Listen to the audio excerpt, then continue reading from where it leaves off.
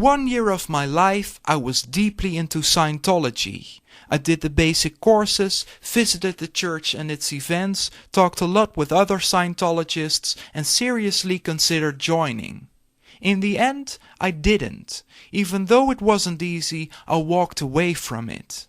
This is the story of how and why Scientology wasn't for me. When I first encountered Scientology, everything seemed to be about free will. At first, Scientologists told me about their creed, but never forced me to believe anything. When I disagreed with certain ideas and argued with some members about them, it all seemed to be just an exchange of opinions and arguments. Communication is key in Scientology. The first cause is all about getting your message across and creating understanding.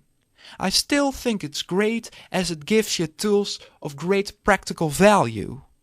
There are, however, further steps on the so-called bridge to total freedom that can lead you astray and are ironically quite the opposite of free and clear communication. Scientology has its own jargon. Founder Hubbard invented thousands of new terms and redefined lots of common words. Every book contains a glossary of words that a student really needs to grasp to know what Hubbard is saying. The result is alienation. You don't realize it when you look up the first misunderstood words, but that's where it leads to. Scientologists tend to speak in a language that resembles normal English, but it isn't. The further you go, the harder it gets to speak to non-Scientologists. A good example of this is in the leaked video of Tom Cruise on YouTube. Without some knowledge of the jargon, Cruise seems to be babbling. In addition to the isolation that comes with the jargon is the isolation within the church itself. Members, particularly those who are staff, are working almost 24/7.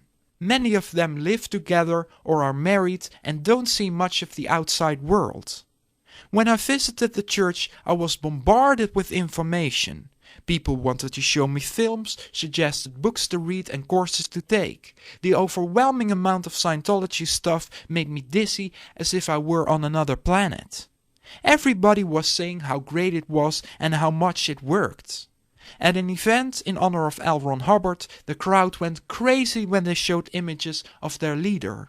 LRH, they cheered. LRH, for he was such a genius. LRH, Hubbard abbreviated, was worshipped like he was God.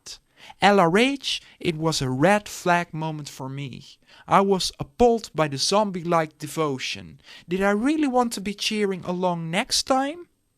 If Scientology was all about understanding, then I had to check all sides. Some family members who were concerned about my sudden change in personality gave me some critical article clippings from the library. What I read was awful. Scientology was said to be a dangerous cult, a criminal organization that destroys people's lives. Okay, that was one side.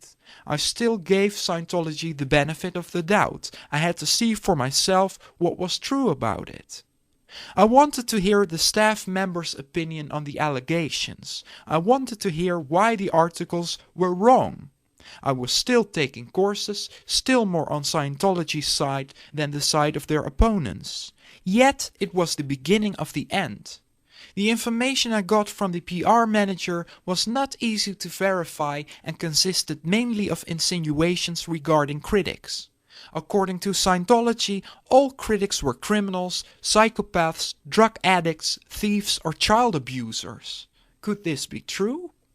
I remember going to a big cafe in the city just to check out a new phenomenon called internet. On this internet system, some people had posted information that Scientology didn't want them to post. Ooh, was I feeling like a spy. It took me an hour to download a single page and print it out. This was very interesting information indeed. At the church, they repeated the same story over and over again. I began to see that I was being lied to. I began to see the fabrication. I also experienced their bull bait technique, where a guy started attacking me out of the blue. He insulted me, called me names, said I was worthless, possibly a criminal, all this in a very aggressive way. Was this all about freedom and communication? According to L. Ron Hubbard, there's false and real certainty. The difference is in how it is attained. If it's out of force, it's false. If it's out of free will, it's real. Thanks to the journalists and publicists who dared to question and research, I could find out for myself what I wanted and see both sides. I wanted out of Scientology. When I announced this, I was forced again. Forced to submit to an e-meter, which performs some sort of lie detector test, and forced to stay. Was I really so conceited that I thought there wasn't anything to improve anymore? Was I sure that I wasn't my own worst enemy? I was certain of one thing, that I wanted to quit Scientology. Before my free will would be taken from me, I had to choose the best for me. In the end, Scientology wasn't for me. In my experience, it doesn't work, it doesn't deliver, it doesn't give you freedom or happiness or enlightenment.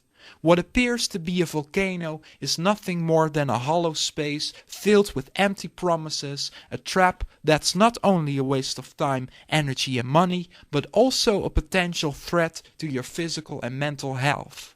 Stay free. Keep thinking for yourself.